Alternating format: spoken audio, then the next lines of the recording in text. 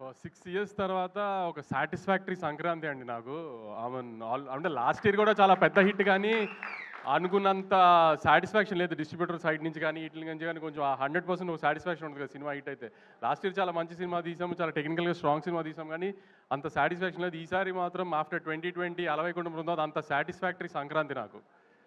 దానికి ఇలాంటి సంక్రాంతి మళ్ళీ ఇచ్చినందుకు ఆడియన్స్కి ఐఎమ్ రియలీ గ్రేట్ఫుల్ అండి. ఆడియన్స్తో పాటు ఈసారి ఏంటో ప్రతిసారి నన్ను బాగా ప్రేమగా చూస్తున్న నా మీడియా కూడా ఈ సినిమా నాకు ఆడాలని చాలా గట్టిగా కోరుకున్నారు అందరూ. దానికి మీడియా కూడా చాలా థ్యాంక్స్ అండి. మీడియా అంతా ఒక్కొక్క స్టేజ్లో లాస్ట్ 6 మంత్స్లో 2 సినిమాలు సరిగ్గా పర్ఫామ్ చేయనప్పుడు తర్వాత నుంచి ఇప్పుడు ప్రొడ్యూసర్ సర్కిల్లో కూడా ఇప్పుడు మా ఫ్రెండ్స్ కిల్లార్ సతీష్ గారు కానీ, సుప్రియ గారు కానీ, స్వప్నక్క కానీ, వెంకట్ బోయినపల్లి గారు, ఇలా మేము రెగ్యులర్గా తిరిగే వాళ్ళంతా బాపీబాయ్ అందరూ కూడా ఖచ్చితంగా నాకు ఈ సినిమా ఆడాలని అదే ఫీల్డ్లో కాంపిటేటివ్ ఫీల్డ్లో ఉన్నా కూడా చాలా గట్టిగా అనుకున్నారు అందరు ఈ సినిమా ఆడాలి ఖచ్చితంగా మాకని. సో వీళ్ళందరూ బ్లెస్సింగ్స్తోనే యాక్చువల్లీ ఇంత హెవీ కాంపిటీషన్లో వచ్చినా విత్ స్టాండ్ అయ్యాం గట్టిగా. తర్వాత ఒక 72 అవర్స్ నుంచి మా ఫ్యాన్ బాయ్స్ అంతా ఒకటే డ్యూటీ చేస్తున్నారు గ్రూపులు, సోషల్ మీడియా అంతా. ఫ్యాన్ బాయ్స్ అంటే మరి నా ఫ్యాన్ బాయ్స్ అలా అనుకోకండి, ఎవరి ఫ్యాన్ బాయ్స్ మీ అందరికి బాగా తెలుసు. సో మా బాయ్స్ అందరికీ చాలా థ్యాంక్స్. అసలు 72 అవర్స్ నుంచి కంటిన్యూస్గా డ్యూటీ చేస్తున్నారు. ఇంకొక 1 వీక్ 10 డేస్ ఇలానే సపోర్ట్ చేయండి, పెద్ద రెవెన్యూస్తో ఎండ్ అవ్వాలి. మీకు ఎలాంటి రిటర్న్ గిఫ్ట్ ఇవ్వాలి, ఎంత రేంజ్లో ఇవ్వాలి అనేది నాకు బాగా తెలుసు. త్వరలో అన్నీ అనౌన్స్ చేస్తాము.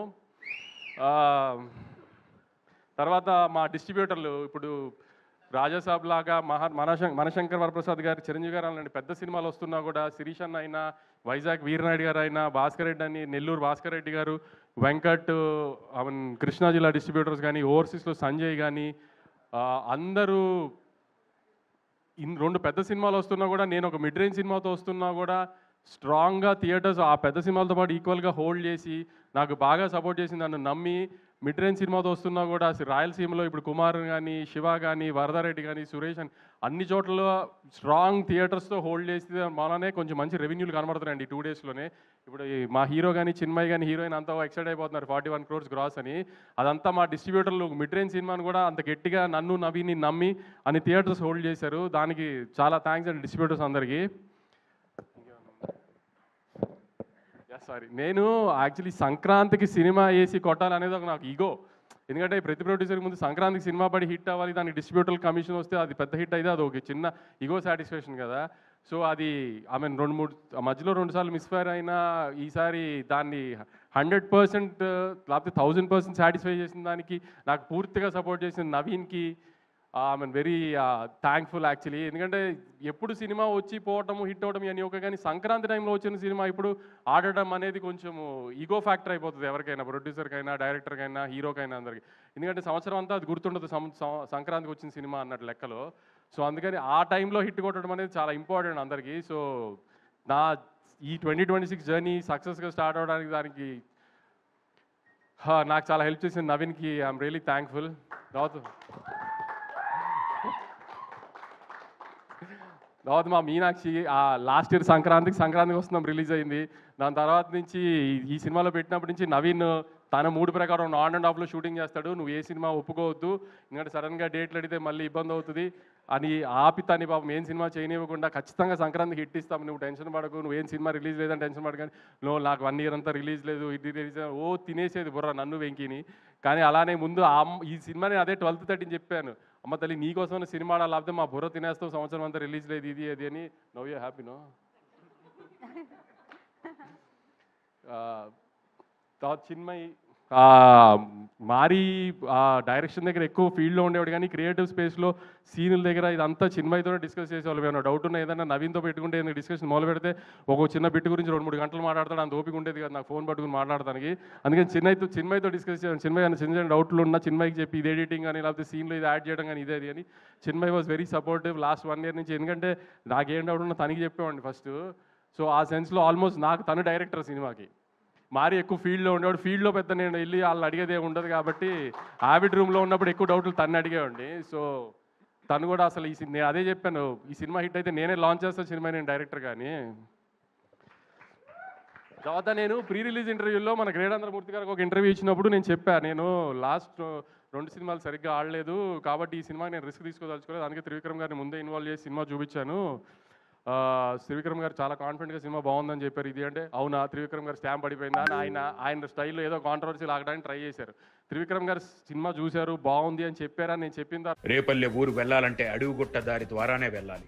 ఆ దారిలో వెళ్ళిన కొంతమంది అమ్మాయిలు కనిపించకుండా పోయారు. భయం. మూర్తి గారు దాన్ని అడిగింది సెన్స్ వేరే సెన్స్లో అడిగారులే, కానీ నేను అంత కాన్ఫిడెంట్గా చెప్పాను. అందుకే త్రివిక్రమ్ గారు చూసింది చిన్న మేము అనుకున్నాయని చూసి త్రివిక్రమ్ గారికి లేదు ఖచ్చితంగా ప్రాబ్లం ఏం లేదు అనుకున్నాము అని చెప్పింది.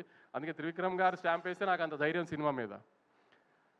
ఇదంతా జరిగిన తర్వాత కూడా యాక్చువల్లీ నేను ఫేస్ మాట్లాడేస్తాను కాన్ఫిడెంట్గా, ఇది ధైర్యంగా ఏదైనా ఓపెన్ ఎంత ఎన్ని ఉన్నా కూడా 12th 13th మాత్రం చాలా భయపడ్డాను నేను. ఎందుకంటే ఎప్పుడు 2 బ్యాక్ టు బ్యాక్ ఫెయిల్యూర్స్ చూడలేదు వచ్చిన 10 yearsలో. సో 12th 13th మాత్రం నిజంగా నాకైతే అసలు మనిషిలా లేను. అసలు అంత స్ట్రెస్లో నన్ను అంత స్ట్రెస్లో చూసి మా బాబాయ్ భయపడిపోయారు. అసలు ఏంటి ఎందుకు ఇంత స్ట్రెస్ పడుతుంది, సినిమా హిట్ ఫ్లాప్ ఏమైంది, ఇది కాకపోతే ఇంకోటి దానికంత ఎందుకు అంత అని. కానీ అసలు దాంట్లో మాత్రం మా బాబాయ్ ఆ 2-3 రోజులు నాతోనే అసలు నేను ఇష్టం వచ్చినట్టు ధైర్యంగా మాడతాను ఇది అంటారు కదా, వెనకాల ఆయన ఉన్నారనే ధైర్యంగా మాడతాయి, ఏమన్నా అయినా ఆయన ఉన్నారో చూసుకుంటారు అని. సో మీరు అందరూ అనుకుంటారు ఏదో సినిమా రిజల్ట్ హిట్ ఫ్లాప్, కానీ కొంతమందికి మాత్రం అది కొంచెం గట్టిగా తగులుతుంది హిట్ ఫ్లాప్లు. అలాంటి దానికే కొంచెం ఎక్కువ స్ట్రెస్ అవుతాం. సో ఆ స్ట్రెస్ నుంచి ఇప్పుడు మొహంలో మీరు 13th రోజున ప్రెస్ మీట్కి ఇవాళ ప్రెస్ మీట్కి మొహంలో తేడా తెలుస్తుంది మీకే అబ్జర్వ్ చేస్తే. అంత స్ట్రెస్ పడటంలో ఈ సినిమాకి సంబంధించి. తర్వాత సుధీర్ అని నాకు ఈ ఫీల్డ్లో బాగా హెల్ప్ చేసి ఒక మనిషి ఉన్నాడు. ఏంటి అనేది అంత డీటెయిల్స్ చెప్పలేను, కానీ లాస్ట్ 10 years నుంచి నా వెనకాల నుంచున్నాడు. నేను ఏం చేసినా ఎలా చేసినా నాకు బ్యాక్ ఎండ్ అలా నుంచున్నాడు, బాగా సపోర్ట్ చేశాడు. అవుట్ ఆఫ్ ది వే వెళ్ళిపోతుంది ప్రతిసారి నాకు. సో అతను కూడా నాకు సక్సెస్కి తను కూడా చాలా ఇంపార్టెంట్, నాకు సక్సెస్ రావడం తనకి కూడా చాలా ఇంపార్టెంట్. అలా అన్ని రకాలుగా తను కూడా నాకు వెనకాల నుంచి ఈ సినిమాకి అంత సపోర్ట్ చేశాడు మొన్న 13th. Thank you Sudheer, thank you very much. తర్వాత మా రామ్ గారు నా పార్ట్నరు, మా ఇన్వెస్టరు, ఆయన కూడా హిట్లు వచ్చినప్పుడు కాదు వంశీ, ఫ్లాప్లో వచ్చినప్పుడే అదేం ప్రాబ్లం ఉండదులే, నేను వెనకాలే ఉన్నానని ధైర్యంగా ఉండి నాకు అందరికి సపోర్ట్ చేశారు వీళ్ళంతా. మా రామ్ గారికి చాలా థ్యాంక్స్. ఇంకేమన్నా మిస్ అయ్యి ఉంటే ఐఎమ్ రియలీ సారీ. మిక్కీ ఎప్పుడు ఏది ఓపెన్గా మాట్లాడు నాతో, ఇది బాగుంది అది బాగాలేదు ఎప్పుడు ఏం డిస్కస్ చేయడు, కానీ 10th 9th final mix check చేసేసిన తర్వాత నాకు వాయిస్ నోట్ పెట్టాడు. ఇప్పుడే 7-3 అంతా చెక్ చేసేసాను sir, I think we have a big winner on hand అని. ఫస్ట్ టైం మిక్కీ దగ్గర నుంచి అలాంటి ఒక వాయిస్ నోట్ కానీ అలాంటి ఒక జడ్జ్మెంట్ వినా నేను. తన పాట కూడా తను బాగుంది కదా, మీకు ఏం ప్రాబ్లం లేదు రిలీజ్ చేసేసి కదా అంటే యా సార్ అంటాడు, కానీ super sweet song block buster song వేసేయండి బయటికి అలా మాట్లాడు. అలాంటిది మిక్కీ చెప్పాడు ఫస్ట్ టైం నాకు. దాని తర్వాత నాకు చమక్ చంద్ర ఈ సీన్లు మాత్రం కొన్ని ఇట్లా పాలిటిక్స్ దగ్గర వాకింగ్ సీన్ కానీ ఇది కానీ I really love them a lot. Yuvraj మీకు ముందే చెప్పాను, నా గుడ్ లక్ చామ్ యువరాజ్తో నాకు 2 కమర్షియల్ బ్లాక్ బస్టర్స్, ఇది రెండోది. ఇంకా తర్వాత మా టీమ్ మురళి కానీ నాని కానీ విఎంఆర్ కానీ నన్ను హింస పెట్టడానికి, నాకు సక్సెస్ వచ్చిన ఎంజాయ్ చేయడానికి అన్నిటికీ 12th 13th నేను పడిన హింసల్లో నన్ను ఇంకా హింస పెట్టడానికి మ్యాక్సిమం ట్రై చేశారు వాళ్ళందరికీ కూడా చాలా థ్యాంక్స్. ఇంకా సందీప్కి, వేణుగోపాల్కి, వంశీకాకాకి వీళ్ళందరూ బ్యాక్ ఎండ్ నుండి 5 సినిమాలు వస్తున్నప్పుడు సినిమాని జనాల్లోకి తీసుకెళ్ళి ప్రమోట్ చేయడం కూడా చాలా కష్టం. అలాంటి టైంలో కూడా వీళ్ళందరూ కొంచెం డే నైట్ ఉండి సినిమాని జనాల్లోకి మ్యాక్సిమం తీసుకెళ్ళడానికి ట్రై చేసాం. ఎందుకంటే ఆల్రెడీ ఒక పెద్ద సినిమా మార్కెట్లో హెవీగా వెళ్ళిపోయిన తర్వాత వచ్చి ఒక మిడ్ రేంజ్ సినిమాని కూడా జనాల్లోకి తీసుకెళ్ళి జనాలకి ఆ సినిమా వచ్చింది అది బాగుంది అని తెలిసేటట్టు చేసి దానికి టికెట్లు కొనాలి అంటే ఆ సినిమా టాక్తో పాటు దాన్ని జనాల్లోకి తీసుకెళ్ళడం ఎంత ఇంపార్టెంటో దానికి మా ముగ్గురు డిజిటల్ మీడియా కానీ, సందీప్ కానీ, పిఆర్ వేణుగోపాల్ గారు కానీ, వంశీకాక కానీ చాలా ఎఫర్ట్ పెట్టారు. చాలా థ్యాంక్స్ అండి అందరికీ. ఫైనల్గా ఆడియన్స్కి నాకు ఆఫ్టర్ 6 years ఒక proper Sankranti commercial block buster ఇచ్చిన చాలా థ్యాంక్స్ అండి. ఈ సపోర్ట్ అంతా ఇలానే ఉంచి నెక్స్ట్ 2 weeks కూడా సినిమా చూసి మంచి లాంగ్ రన్ ఇచ్చి ఇంకా పెద్ద హిట్ చేయాలని కోరుకుంటున్నాను. థ్యాంక్స్ అండి. Thank you so much Vamshi గారు. మీరు ఎప్పుడు ఇలానే మాట్లాడాలని కోరుకుంటూ ఉన్నాను అనమాట.